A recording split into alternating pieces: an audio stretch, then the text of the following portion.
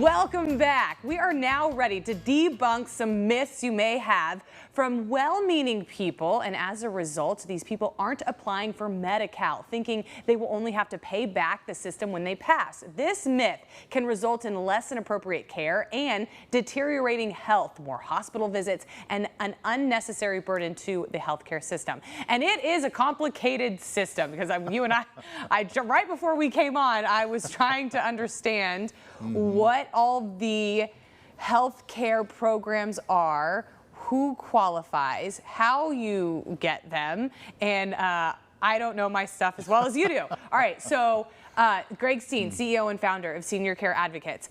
What are the common myths that you hear about Medi-Cal? About Medi-Cal would be that it's only for poor people, it's only for old people, you got to be broke before you can apply. And then, of course, the big one that's we're here today to talk about is that if I go on Medi-Cal and I pass away, the state's going to put a lien on my home, going to take my home, take all my money. So why even get on Medi-Cal if that's the case? I think we have talked about this before, and this is why we got to keep talking about it because I clearly forgot. So can Medi-Cal take your home when you die? So Medi-Cal could, without some planning, but I will tell you this, Medi-Cal doesn't want your home. Yeah. What they want is to be repaid. They don't want to have your house necessarily. They can put a lien on your property, but basically it's limited to people that are in a nursing home. Okay. And if you don't intend to return home, yes, and the issue is intend, you can be very positive and hopeful. As long as you intend to return home, they cannot put a lien on it. And then if your home is in a trust or any kind of titling where it's not going to go through probate, you have nothing to worry about. Okay, so that's probably the one thing that we need to know. Yes. We need to maybe do some administrative work to make sure that we have that title in a place that's appropriate. Correct. Can Medi-Cal and when we say Medi-Cal, we're talking about the state, right? Correct. Could the state put a lien on my bank accounts after I die? Absolutely.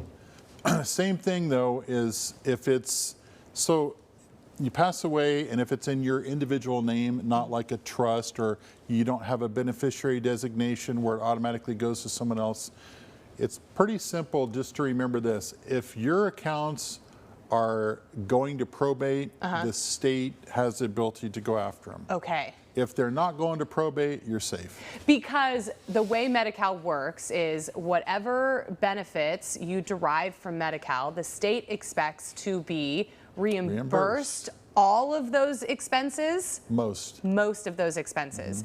And so if somebody's on Medi-Cal, let's say that they've got a power of attorney or that they're not able to make decisions for themselves anymore, it would behoove people to make sure those assets are not in that person's name anymore. If you don't want to lose them, yeah. Right, right. If you don't want to lose them because they want their money back. Let me back up real quick. I want to make sure so anybody listening realizes this is for people 55 and above. Okay. So everybody that's on Medi-Cal that's under 55, you don't have to be concerned right now anyways. But yes, you have to at least understand the process of how it works and then look at how things are titled and just have that little bit of a review, So if you have a trust and you're going to avoid probate anyway, then you're good. But sometimes people forget about accounts. So like if you have a retirement account or a life insurance policy, they have named beneficiaries. Yes. So you don't have to worry about them.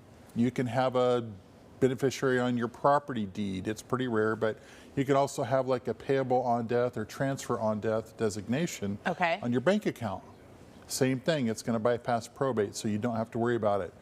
But what people typically do is they have a small account here or there and it never gets in their trust, and then those funds are available to the state after they pass. And then they will take them. One other thing real quick. Yes. If you're married and you're in a nursing home and you pass away, no recovery. Okay. Because you leave a surviving spouse. Got it, got it.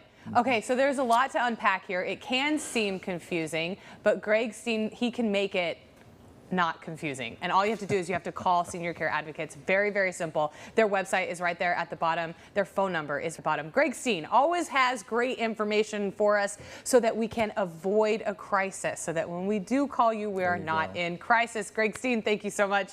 Still to come here, your perfect smile is easier than you think and more important to your health than you might think. The dentists at Valley Dental and Orthodontics explain next.